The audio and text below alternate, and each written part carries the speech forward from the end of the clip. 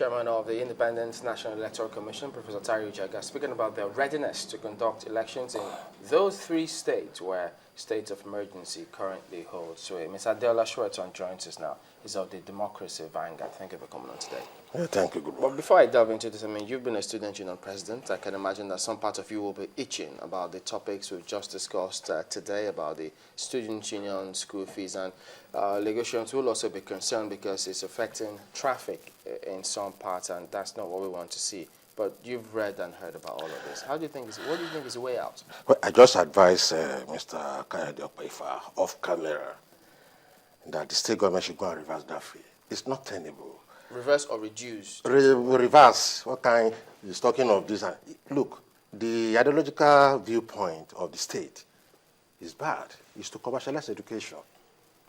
Mr. Fashola went to Uniben. I went to Ife. And our parents are poor, humble, you know, how we went to school. So you have to look, you don't look at education in isolation. You look at how much are you paying the parents? What's the minimum wage of Lagos State? Is it the policy of Lagos State government to turn youths into Boko Haram in years to come? Because what it means is that you are also denying them education one way or the other. So you must look at how much are we paying an average worker who is also a parent. Then how do we want them to fund this school? I mean, to fund this, their children's education. So you must look at the whole picture.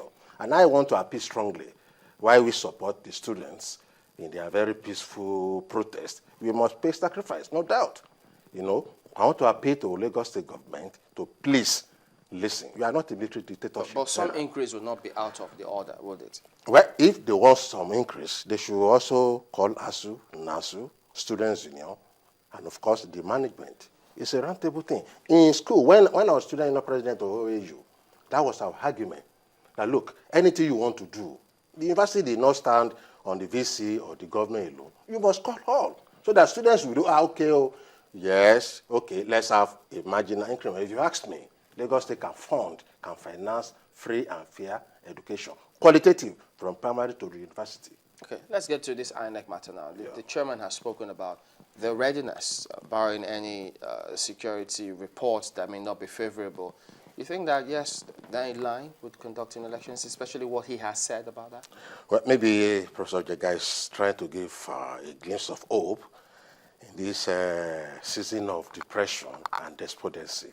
We all know the basic ingredient of any election, even of any community, is peace. If all the facts available to him, you know, suggest that peace is guaranteed and everybody's happy, he can go ahead. But however, we know that it's only, I mean, soldiers, police are not electorate. Even conditions that create people not coming out en masse to vote cannot be said to be a free and fair election. You observe elections sometimes yourself. Yeah. Would you be willing to extend the same service? Well, what I would advise Prof. Jega is not to start talking of that now. How do we activate people's consciousness to believe they are safe? Today, nobody can conduct election in Chibok, even though there's no war, no more war there. But you also have to look at the psychology of the people. That look, election was my business election. When I'm not sure when I queue up, a bomb can explode. When I'm not sure that somebody will not just ride and shoot me and things like that. So we need total peace. There's no midway to peace, a peaceful environment. So and I think that should be the preoccupation. Why they are doing their own work, it will, will recount, events, if peace is not guaranteed. So I think he's saying that to allay fears and not to aggravate the already tense situation. And of course, to let people know that there's no hidden agenda, that INEC would not want to conduct election in those places. Assuming on that day of elections, they restrict movement. I think they usually do. Yeah. And then you restrict vehicular movement, particularly. Yeah. That takes away a measure of the threat, doesn't it? Well, let me also tell you that we are dealing with suicide bombers. An electorate who wants to die can come with his own bomb and kill, with those who don't want to die, and all of them will die. So that's the problem. So on that day of, you don't forget that the bomb expert will not be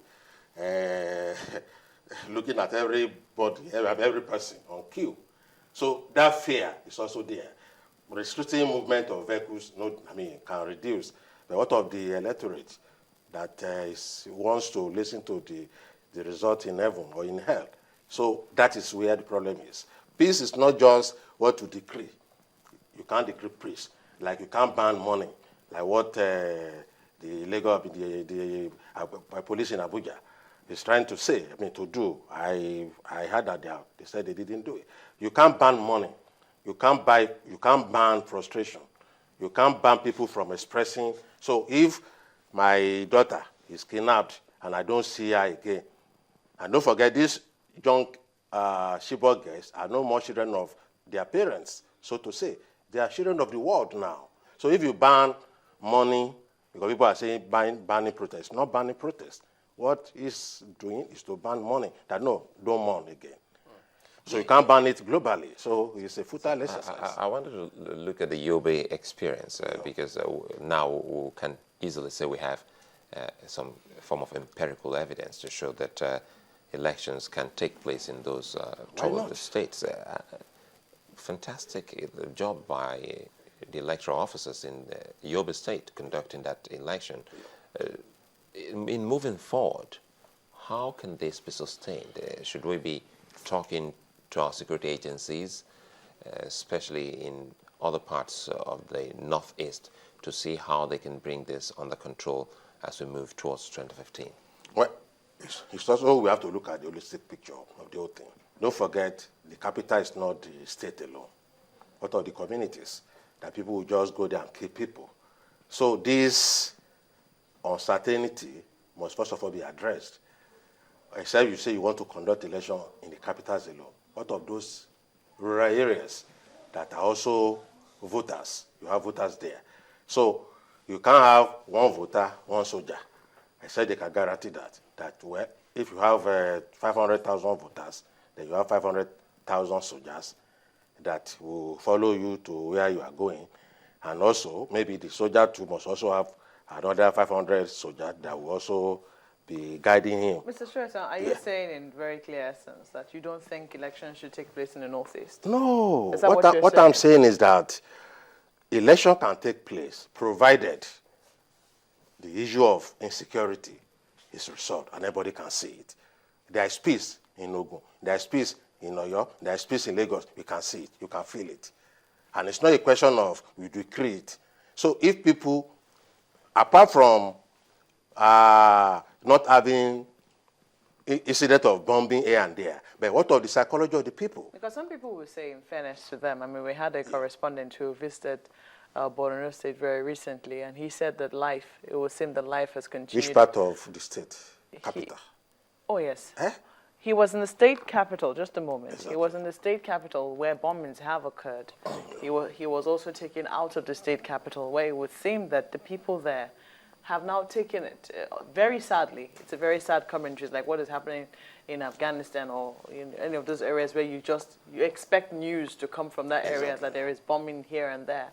That they've taken it as a way of life now. It's very sad. Activities are continuing. People are going to the market. People are trading, buying and selling, maybe not at the scale they used to. But for those residents who have chosen to remain there, they are on the watch. But life has continued for those people. Would we now say that we will now not conduct elections in those areas because this is the risk that they now live with daily as residents? Honestly, elections should be conducted everywhere for people to express their choice, their legitimate right to pick their leader. That is fundamental. But however, cops don't elect leaders. And that is where I'm more concerned, that there must be peace. It's not only, the issue of uncertainty has also the bar what you can call a popular election. What it means is that only the courageous, only the bold voters will come out to vote. So those who think we don't know what next may not come out to vote.